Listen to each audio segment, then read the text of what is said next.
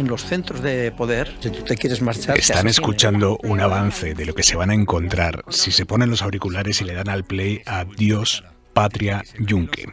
Es la nueva serie documental de Podium Podcast. Es un podcast que arroja luz sobre el Yunque, una asociación integrista ultracatólica que ha sabido moverse muy bien en la penumbra, en los cimientos del poder en España. En 5 episodios, el periodista especializado en extrema derecha, Miquel Ramos, desenmascara las conexiones políticas, económicas e internacionales de esta secta que llegó a España con la muerte de Franco y que ha ido ganando mucho peso en los últimos años. Miquel, buenas noches. Bienvenido a Hora 25. Un placer. Para situarnos todos, ¿qué es el Yunque? ¿Cómo lo definirías? El Yunque es una organización secreta, obviamente nadie confirma ni siquiera desmiente que pertenezca al Yunque, que se creó en México en un contexto muy determinado. Lo explica el segundo capítulo, que viajamos a México, que es en el momento en el que tras los enfrentamientos entre liberales y conservadores por cuestiones de la institucionalización de la fe cristiana, ¿no? o de la renuncia, digamos, a que esté en política la fe, pues se crea, digamos, un grupo conservador radical que se dedica de alguna manera a defender estos postulados mediante la violencia. Bien. ¿Por qué se considera secta y no lobby ultracatólico como hay muchos otros? Primero porque es secreto, que detrás de esta, apariencia religiosa, confesional, hay una serie de intereses que están por encima de la fe. De hecho, son los propios católicos los primeros que denuncian la existencia y las malas artes de esta organización.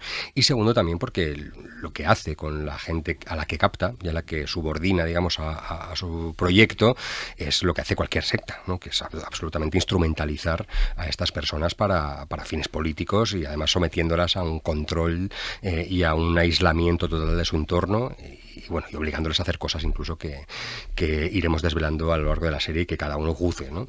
Cuando hablas de instrumentalizar a esas personas, ¿hablas de robarles la voluntad de alguna manera? ¿O esa gente sabe, es consciente de lo que está haciendo? Yo creo que evidentemente les roba una parte de la voluntad en el momento en el que renuncian a acatar los mismos preceptos del cristianismo que, por ejemplo, obligándoles a mentir a sus familiares, obligándoles a guardar secreto, cuando la Iglesia misma, uno de los reproches que le hace al Yunque es que no pueden hacer una organización secreta en nombre de la cristiandad, ¿no? Por lo tanto, están traicionando a sus propias creencias, ¿no? Y además obligándoles incluso a cometer actos, en muchos casos, de dudosa legalidad, ¿no? Por lo tanto, evidentemente, pues claro que les someten, ¿no? Y les obligan a hacer cosas que un cristiano no debería aceptar. ¿El Yunque es legal? ¿O como tal, al no existir, no es ni legal ni ilegal?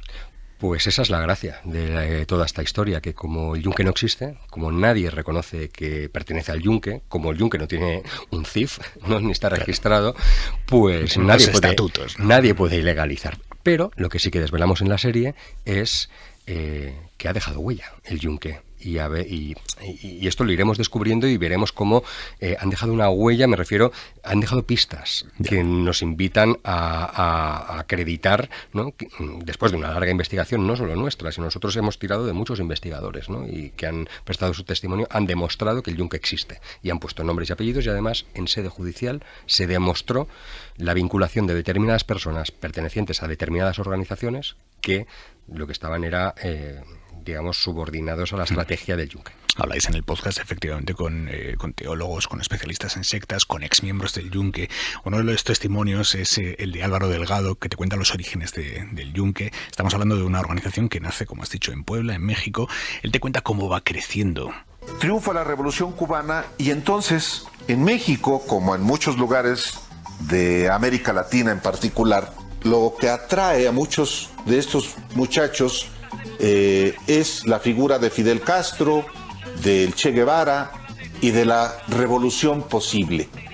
Al mismo tiempo que los enemigos de la revolución cubana, los sectores conservadores, también ven el riesgo de que México pueda caer en las garras del comunismo, como lo decían entonces, y comienzan a organizarse. Y el Yunque, en esa coyuntura, crece hasta llegar a España. ¿Quién le hace la entrada en España al Yunque?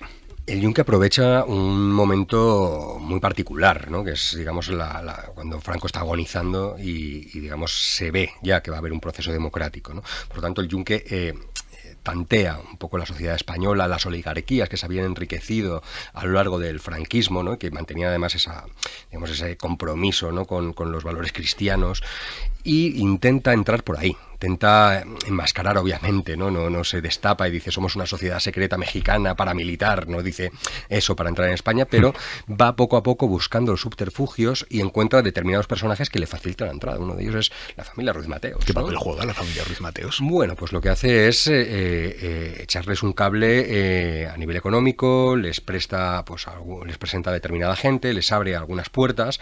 Es difícil de trazar exactamente cuál es el recorrido, porque recordemos que todo esto es secreto, ¿no? Por lo tanto, han sido a partir de determinados testimonios y expertos que han estudiado esto lo que hemos podido trazar un mínimo recorrido en esta trayectoria, pero sí que es verdad que entran a finales de los 70 y poco a poco, muy discretamente, empiezan a tejer su red por España buscando dónde pueden asentarse y dónde pueden empezar a influir. Y captar a la gente, como por ejemplo a José Luis Quijada, un hombre que intentó, al que el Yunque intentó captar y que te explicó cómo es ese método de captación.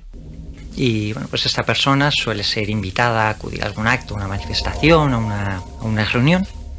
Comienza ese alimentar el ego de este joven que se está acercando, ¿no? Una vez que está en este entorno, pues se le van pidiendo cositas que parecen normales. Estamos hablando de, por ejemplo, poner pegatinas de manera habitual en determinados sitios y cuando les quiten las repongan. ¿Dónde intenta pescar el Yunque? ¿Es más fuerte en algunas ciudades que en otras? ¿Busca a gente con apellidos importantes? El Yunque obviamente va a buscar a los entornos conservadores y sobre todo pues más ligados, ¿no? al activismo católico, ¿no? Por eso es muy importante el momento en el que, digamos, marca el auge, ¿no? del Yunque en España, que fue las movilizaciones que hubo en torno a las leyes del gobierno de Zapatero hace poco menos de 20 años, pues el aborto, el matrimonio de personas del mismo sexo, etcétera. Entonces, se infiltraban en parroquias, se infiltraban en encuentros cristianos, católicos, etcétera, y iban tanteando a los posibles candidatos. Y estos tenían que ser normalmente, pues obviamente gente muy convencida ideológicamente, pero también, sobre todo, si tenía un entorno familiar con poder. ¿Para qué? Pues para sacar información, porque el Yunque lo que busca es poder y capacidad de influencia. Por lo tanto, buscaban a familias bien posicionadas, con buenos contactos, y de hecho captan a gente, hijos y hijas de líderes de organizaciones, digamos, de activismo católico conservador.